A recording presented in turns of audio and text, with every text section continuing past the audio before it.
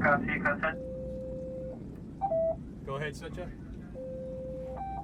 Just inform you that we have Ebola on the area. We're going to send over. 10-4, we'll make our way when we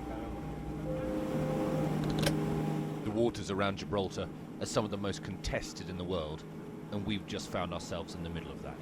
We've been on the water for literally a matter of minutes, and they've identified a Spanish vessel just on the eastern side of the rock, so that's where we're headed right now. The crew has picked the ship up on the radar.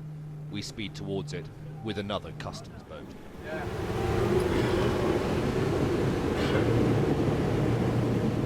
When we get close, it's obvious the Spanish ship is in Gibraltar's waters. They're sailing barely 200 meters from the shore.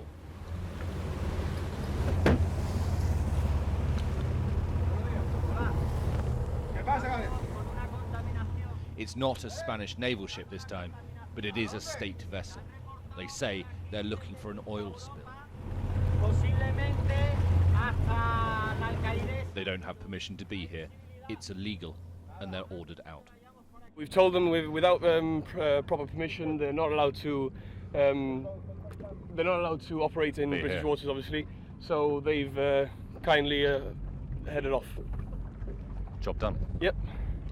And obviously you can see the close proximity to some of local water users and the rock itself. Yeah. This is definitely within 3 nautical miles. This has happened 711 times this year, according to official records. Spanish state ships ignoring Gibraltar's territorial boundaries. I would say it's a daily occurrence, at least for some Spanish law enforcement or state vessel to come into our waters. You can probably count on that on a daily basis, yeah. Just as we end the interview, the Spanish ship is back, almost unseen through the mist, but clearly on the radar, still in Gibraltar's waters. That is the Spanish port of Algeciras, the other side of the bay, and we are on the Rock of Gibraltar. Now the waters in between are so narrow that they're split straight down the middle, and actually some of the cargo ships and ferries give you a good visual indication as to where that line is.